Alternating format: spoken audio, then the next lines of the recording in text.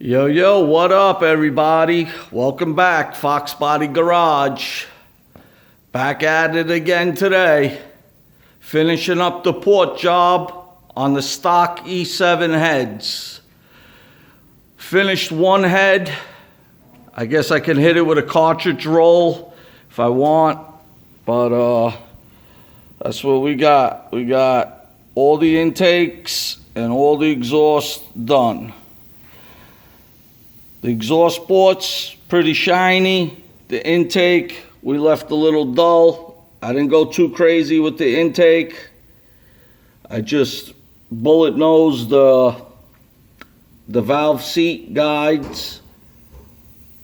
Cleaned it up all around the valve guide seats. Around the valve seats, excuse me, retard. Can't even talk today.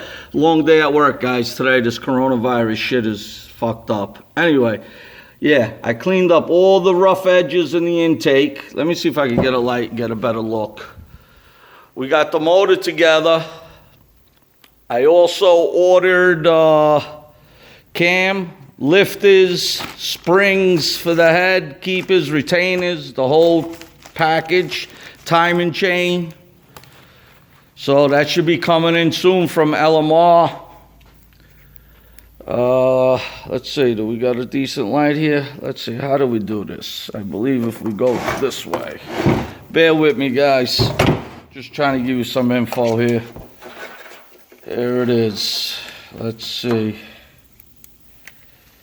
Okay, there's a better look. All right, that's the intake. All I did was bullet nose the valve guide, the valve seat. I don't know. I bullet nosed the valve guide. The seat is the metal part that goes around. Like I said, this is my first time porting heads. So, we'll see what happens. So that's what I did. I just, basically what I did was I bullet nosed the valve guides. I took all the rough edges out on the sides. I opened them up just enough for the size of the valve. No need to go any bigger if the valve is going to be that size. And I made all nice transitions. And I did that to every single one of them. Every one of them. Of course, the intake I polished, made it as big as I could. Some people say that's no good. Well, you know what? I don't go by what people say. If it runs good, it runs good. If it runs like shit, I know for the next time. I wish I had money. I would have just went and bought a set of heads off the shelf, aluminum, $1,000, $1,200. But right now, it's not in the plan. It's not in the budget. The 351 over there under that garbage bag, that'll get the full soup to nuts. It's probably going to be a 393. I'm just doing this to get a car to drive and run and look nice and shit like that. Let's do a before and after. Let's do a before and after. Let's see. Big cast iron junkers. Let's see. Sorry about the camera work. It is what it is. You don't have to watch. You could just, I don't know, do whatever you want, people. I'm just trying to make shit happen here. You know what? Now I gotta turn it the other way. Alright. Fighting the war here. I gotta get one of those cameras that you put on top of your head. Make life a lot easier. Alright. There we go. Let's see. Okay. There we go. Side by side. Look at that. We're getting good. All right. So that's the ones that I did. The exhaust. The biggest problem with the E7 is, as you can see, look how small the ports are. I just scribed these out. I scribed them.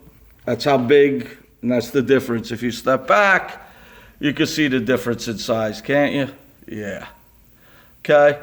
Let's see. I mean, I could, let's do it like this. Let's measure. You know what they say, measure twice, cut once. Okay, here we go. I mean, this ain't precise. This is just a rough. We have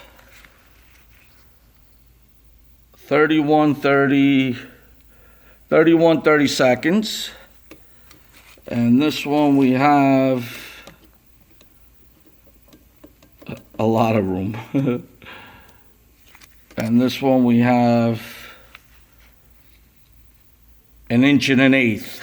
You do the math. 30 seconds is this one to 1 inch and 1/8 on these. That's how big we went. So that's today's update. Hopefully everybody had a good day and went to work, who had to work, stood home, who's supposed to stay home.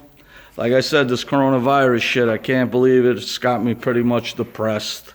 But that's why I come in the garage and I whack the grinder, zoom, zoom.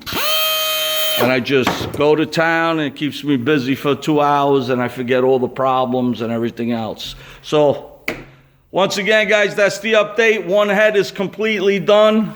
I don't know if I'm going to. I'm debating, depending. I might clean up the chambers over here, round everything off, and I might unshroud the valve, but you know what? There's pretty much a lot of room here. Let's see, can I get a gasket?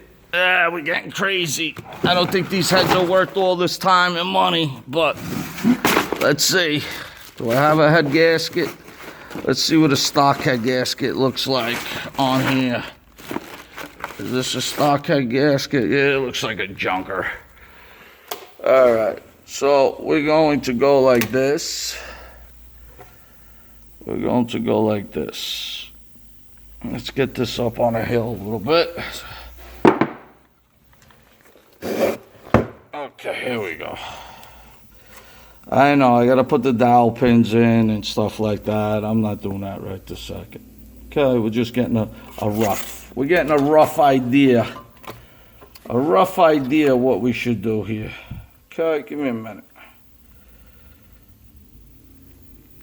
Let's see.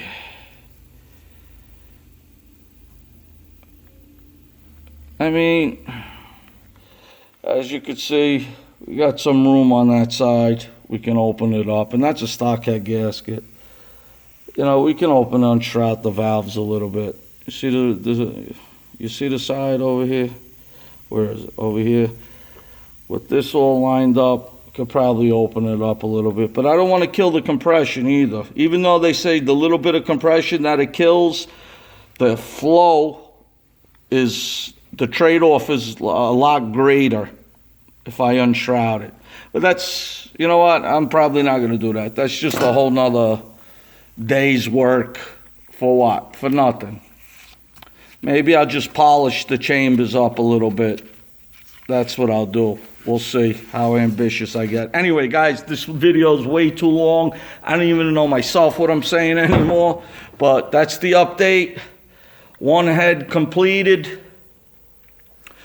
We did the intake. We did the exhaust. And that's it. Goodbye.